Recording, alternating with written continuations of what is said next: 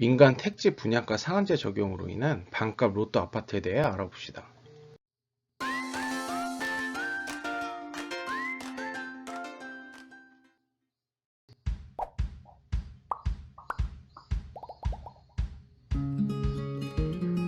안녕하세요. 부동산 지식정보 채널 부동산 맛집입니다. 최근 정부에서 발표한 민간 택지 분양가 상한제에 대한 이슈가 뜨거운데요. 아직 분양가 상한제가 무엇인지 모르는 분들은 위에 기존 영상을 시청하고 오시면 더욱 쉽게 이해하실 수 있을 겁니다. 분양가 상한제 적용 지역 범위는 31개의 투지과열지구로 확대되었는데요.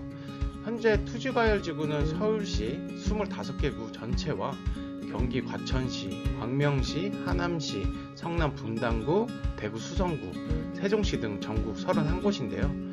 앞으로 돈 될 만한 모든 신규 아파트들은 분양가 상한제가 적용된다는 말입니다.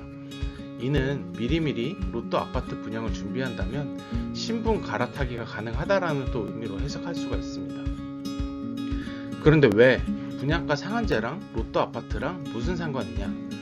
왜 로또 아파트인지 저희 부동산 맛집에서 알아보겠습니다. 분양가 상한제가 실시가 되면 주변 아파트 시세보다 약 50% 정도 저렴하게 새 아파트들 분양한다는 말입니다. 예를 들어 새로 짓는 아파트 옆에 10억짜리 아파트가 있다. 그럼 새로 짓는 아파트는 5억에 살 수 있게 만들어준다는 의미입니다. 그럼 10억짜리 물건을 5억 원 싸게 구매할 수 있는 인생 절호의 찬스인데 미리미리 준비해 놓으셔야 되지 않을까요? 미리 준비하고 있는 자에게만 기회를 잡을 수 있다는 것을 명심하시고 끝까지 시청하시길 바랍니다. 로또 아파트를 분양받을 수 있는 방법을 저희 부동산 맛집에서 쉽게 알려드리겠습니다. 로또 아파트는 주택 청약을 통해 분양받을 수 있기 때문에 청약에 대한 기본 개념이 있어야 됩니다.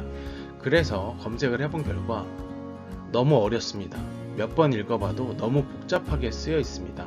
그래서 이렇게 딱딱한 설명 말고 알기 쉽게 풀어서 설명드리겠습니다.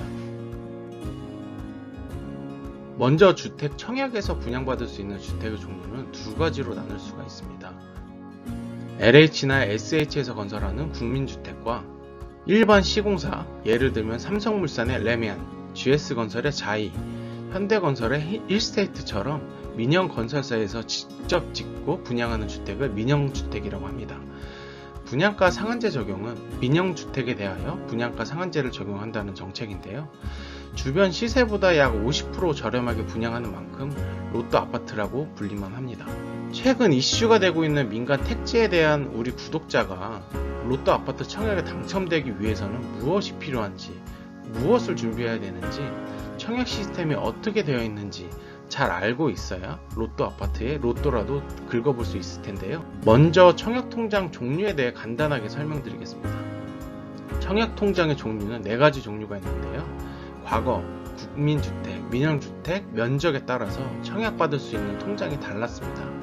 청약저축은 국민주택, 즉 SH, LH, 아파트를 분양받을 수 있는 통장. 청약예금은 민영주택, 즉 레미안, 자이를 분양받을 수 있는 통장. 청약부금은 레미안 자이의 85제곱미터 이하, 즉 34평 이하를 분양받을 수 있는 통장이었는데요. 너무나 복잡해서 현재는 없어져 가입할 수는 없어졌고요. 모든 통장을 통합한 주택청약 종합저축으로 모든 LH, SH, 레미안 등 평형에 상관없이 분양받을 수 있도록 바뀌었습니다.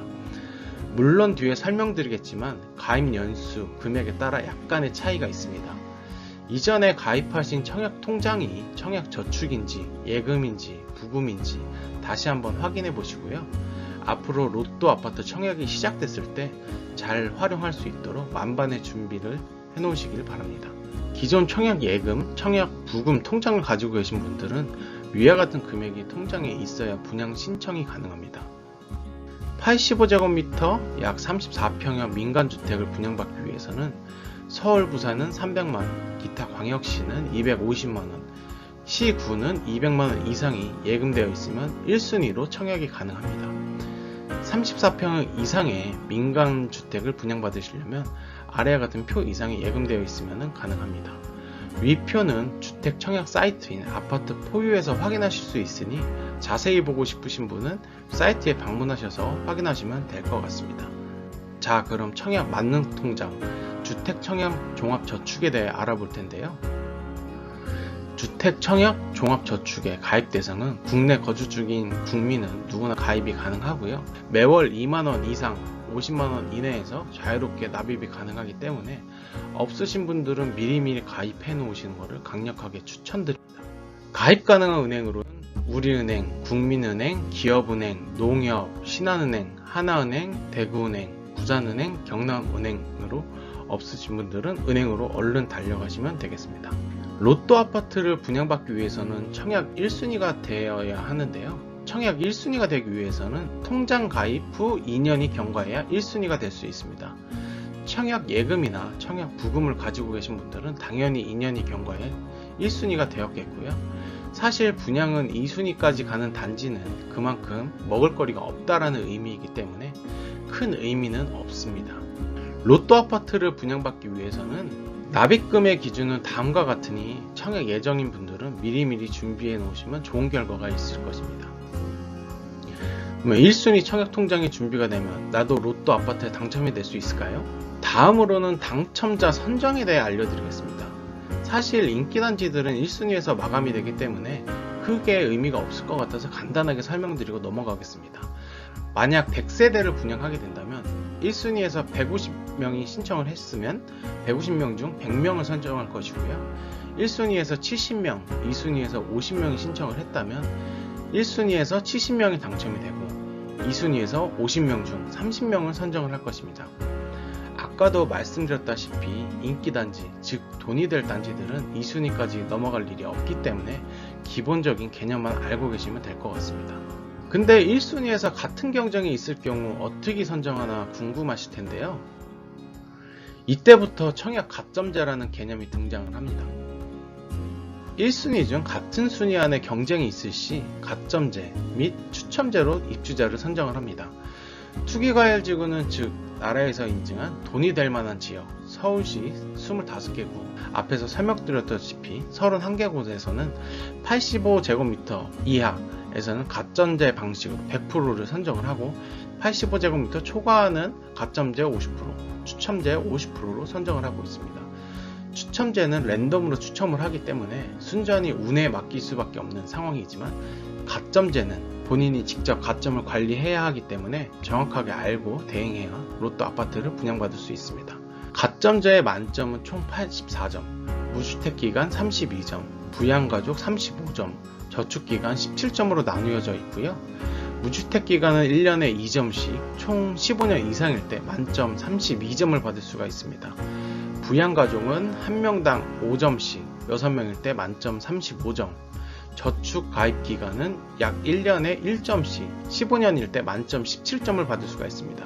가점 계산은 본인이 간단히 해볼 수 있지만 아파트 투유 사이트에 가시면 계산기가 있기 때문에 한 번씩 본인의 가점이 몇 점인지 확인해 보실 수가 있습니다.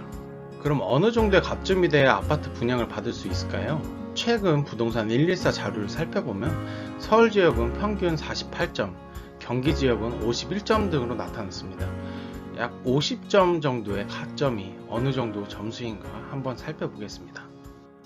일반적인 4인 가구 부양가족 3인의 기준으로 50점을 살펴보겠습니다. 무주택기간 9년 20점, 청약저축 가입기간 8년 10점, 부양가족 3명 20점, 총 50점이 되는데요. 로또 아파트, 저 같은 무주택자들에겐 빛과 같이 느껴지면서 멀게만 느껴지는 이유는 무엇일까요? 오히려 분양시장의 벽만 높아지며 분양을 기다리는 수요자들이 전세 가격만 더 올려놓을 것 같은 생각이 들어 서민 내 집 마련의 꿈은 더욱더 어려워질 거라는 불길한 예감은 왜 더 드는 것일까요? 구독자 여러분들은 미리미리 준비하여서 로또 아파트 다들 분양받으시길 바랍니다. 구독과 좋아요 해주시면 더욱 알짜 부동산 정보들을 제공해 드리겠습니다.